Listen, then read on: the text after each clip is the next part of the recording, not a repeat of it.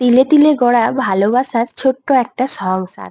এখানের প্রত্যেকটি জিনিস অনেক যত্নশীল।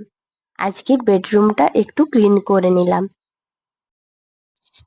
ব্লগার মনমুন চ্যানেলে তোমাদের সবাইকে জানাচ্ছি অনেক অনেক স্বাগতম। ছোট্ট একটা গ্রাম থেকে আমি মনমুন তোমাদের জন্য নিয়ে চলে আসি প্রত্যেকদিন ছোট্ট করে একটা ভিডিও। তবে কি বলতো, দুদিন ধরে ভিডিও দিতে পারিনি, তাই সবাইকে আমার তরফ থেকে ক্ষমা চেয়ে নিচ্ছি। তো কি হয়েছে বলতো, আসলে শরীরটাও ভালো ছিল না, আর কিছু কাজের জন্য ব্যস্ত ছিলাম, যার জন্য ভিডিও দিতে পারিনি।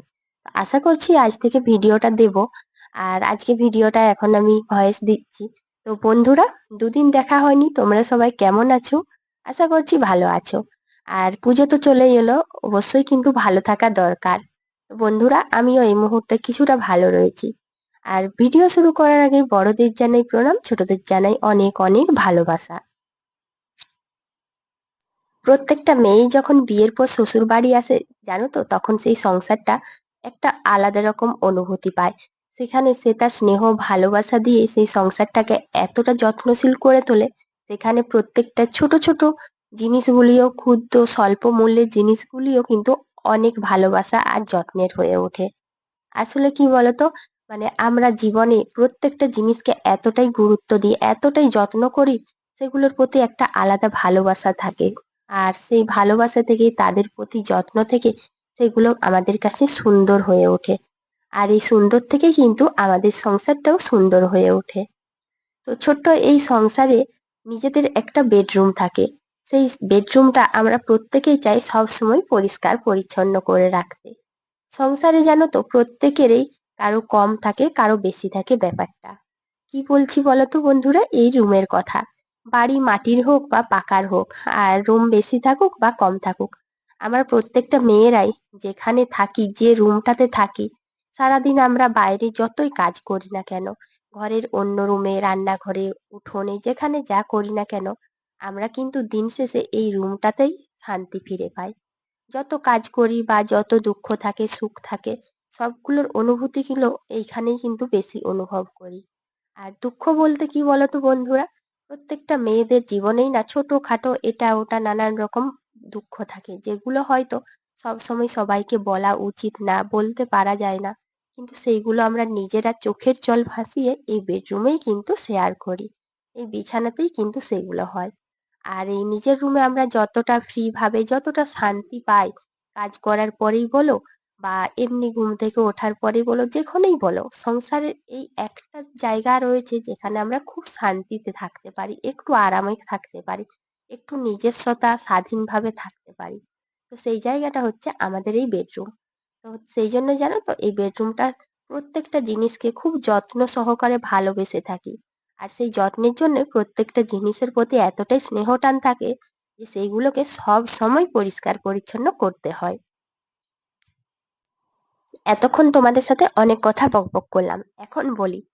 আমি এই যে রুমটা পরিষ্কার করছি, এই রুমটা কিন্তু না ঝেড়ে পরিষ্কার করছি না, সামনেই তো পুজো, তাই ভাবলাম একটু ঝাড়াঝাড়ি করে নিই। আর সবাই কিন্তু রোদে জিনিসপত্র দিয়েছে, ঝাড়াঝাড়ি পরিষ্কার করছে। তো আমার তো হয়নি, শরীরটা খারাপ। আর তোমরা তো জানোই, ছেলেরও আর আমারও, তো সেই জন্য এই বছর না ঠিকঠাক ভাবে পরিষ্কার পরিচ্ছন্ন করতে পারিনি। কিন্তু আজ জানো তো, মনটা একদম ভালো লাগছে না। আসলে এগুলো প্রতি বছরই করি, তাই ভাবলাম আজকে ঘরটা পরিষ্কার করি। আর ওদিকে দেখো, ঝুল ঝাড়া কিন্তু আমার হয়ে গিয়েছে। তখন তো লাইন ছিল না, তাই শেয়ার করতে পারিনি। আর ঝুল টুল ঝেড়ে, যদিও খুব বেশি ঝুল ছিল না, কিন্তু আমাদের গ্রামে না আমাদের বাড়িতেই এরকম হয় ব্যাপারটা জানি না। তো আমাদের বাড়িতে জানো তো, ঝুল বেশি না থাকলেও মাকড়সা প্রচুর। আর এটা কেন হয় জানি না গো। তো তোমাদের কারোর বাড়িতে হয় কিনা বলবে অবশ্যই কমেন্ট করে। আমাদের বাড়িতে তো ভীষণ মাকড়সা থাকে। আর সব থেকে বেশি সমস্যা কি বলতো, ছোট বাচ্চা যেটা আমার ছেলে, সে কিন্তু মাকড়সাকে ভীষণ ভয় পায়। তাই ভাবলাম যতই শরীরটা খারাপ থাক, একটু ঝাড়াঝাড়ি করেই নিই। আমরা প্রত্যেকটা মেয়ে জানো তো, বিয়ের পর সংসারকে এতটাই ভালোবেসে ফেলি, এতটাই সংসারের জিনিসপত্রের প্রতি স্নেহ ভালোবাসা জন্মে যায়, যে সেই প্রত্যেকটা জিনিসকে এতই যত্ন নিই, সেখানে নিজেদের যত্ন নিতেই ভুলে যায়। আর নিজেদের যতই শরীর খারাপ হোক, যাই হোক না কেন, সেই সংসারের প্রতি একটা আলাদা টান থাকে, আলাদা অনুভূতি থাকে, তাই সেখানে সেই কষ্টগুলো অনেক ছোট্ট হয়ে যায়। যেমন এই যে শরীরটা খারাপ রয়েছে তাও কিন্তু ঝাড়া মোছা এই কাজগুলো না একেবারেই বাদ দিতে পারছি না। হ্যাঁ, অনেক সময় হচ্ছে, আমার সাথেও হয়, তোমাদের অনেকের সাথেও হয়, শরীর চলে না। কিন্তু কিছু, কিছু কাজ না করে নিতেই হয়। মানে ওটা যেন একটা নিজের দায়িত্ব বা নিজের একটা ভালোবাসার জায়গা। তো দেখো আমি আলমারিটা পরিষ্কার করে এখন ড্রেসিং টেবিলটাও হালকা মুছে নিয়েছি। আর এই যে সর্দি থাকার জন্য জানো তো ভীষণ গরম লাগছিল, ঘাম দিচ্ছিল। তো ঝাড়াঝাড়ি যখন করলাম তখন তো ফ্যান চালাতে পারিনি। এখন ভাবছি একটু ফ্যানটা চালিয়ে দেবো।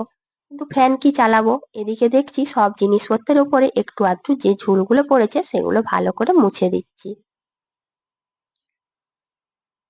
ছেলের বইয়ের টেবিলটা দেখলাম বেশ ভালোই গোছানো রয়েছে, তাই সেখানে দুটো ঝুল ছিল ওগুলো ফেলে দিলাম।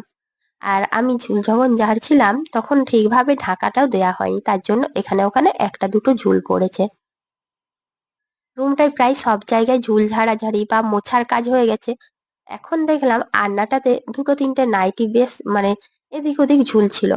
আর একটা রুম যখন আমরা পরিষ্কার করি তখন জানো তো রুমের মধ্যে যা যা থাকে সবগুলোই যদি সুন্দরভাবে সাজানো গোছানো থাকে তবেই সেই জায়গাটা দেখতে সুন্দর লাগে। তো দেখো এখন আলনাটাও ভালো করে গুছিয়ে নিয়েছি, আর যে নাইটি জামা কাপড়গুলো ছিল সেগুলোও ভালো করে আলনাতে রেখে দিয়েছি। জানালা দরজা যেমনই হোক না কেন যদি আমরা সেইগুলোকে প্রতিদিন বা সপ্তাহে একদিন হলেও, যদিও আমিও পারি না প্রতিদিন, সপ্তাহে একদিন হলেও আমরা পরিষ্কার পরিচ্ছন্ন করি তাহলে দেখবে সেই জিনিসগুলোর প্রতি এতটা যত্ন থেকে জিনিসগুলো খুব সুন্দর। আর মানে এতটাই সুন্দর লাগবে মনে হবে যেন নতুন চকচক করছে। যদিও আমি প্রতিদিন পারি না, কারা কারা পারো জানো না, তবে আমি অবশ্যই কিন্তু 7 দিনে একদিন এইরকম ভাবে মোছামুছি করি। আর চেষ্টা করি যেন প্রতিদিন একটু একটু করে যদি করি এখানটা বা ওই জানালাটা ওই দরজার, এরকম চেষ্টা করি বলে জানো তো ঘরের প্রায় সব জায়গাগুলো আমি পরিষ্কার রাখতে পারি। তো দেখো জানালা দরজা আর এই যে পালঙ্ক সাইড গুলো সব দিকগুলোই মুছে নিয়েছি। এখন এই যে মেঝেটা একটু মুছে নিচ্ছি। তো মেঝে মুছতে মুছতে ঘড়ির কাঁটার দিকে তাকিয়ে কি দেখলাম যে না, এখন তো 9:30 বেজে গিয়েছে। আর জানো এই সময় যদি আমি খাওয়া দাওয়া না করি তাহলে সবারই শরীর খারাপ হবে। কারণ এখন তো প্রত্যেকটি বাড়িতে প্রত্যেকেরই অ্যাসিডিটি। তাই চটপট একটু মুখ সেদ্ধ করতে দিয়ে দিলাম।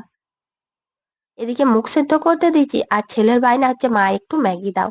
তো কি করব, মাঝে মধ্যে তো একটু বায়নাগুলো রাখতেই হয়। তাই দেখো একটু ম্যাগি বানিয়ে দিয়েছি। তবে সেরকম কিছু দেইনি ম্যাগিতে। আর ম্যাগি মশলা কিন্তু একটাই দিয়েছি, দুটো দিইনি। আর একটা দিয়ে তার উপরে এই যে একটু সস আর পেঁয়াজ কুচি দিয়ে দিচ্ছি। তো জানো তো বন্ধুরা, চাউমিন আর ম্যাগিতে যদি কাঁচা পেঁয়াজ দিয়ে খাওয়া হয় না ওটার স্বাদটা বেশ সুন্দর লাগে। যারা এরকম খাওনি তারা কিন্তু অবশ্যই ওইভাবে খাবে। তারপর একটু জলখাবারটা যেটা বসিয়েছিলাম সেটা ভালো করে সেদ্ধর পরে ছেঁকে দিয়ে এসেছি, ওই জিরা আর পাঁচফোড়ন দিয়ে। আমি কিন্তু এখনো খাইনি, সবাইকে খেতে দিয়ে এসে এই যে ঘরগুলো মুছে নিচ্ছি।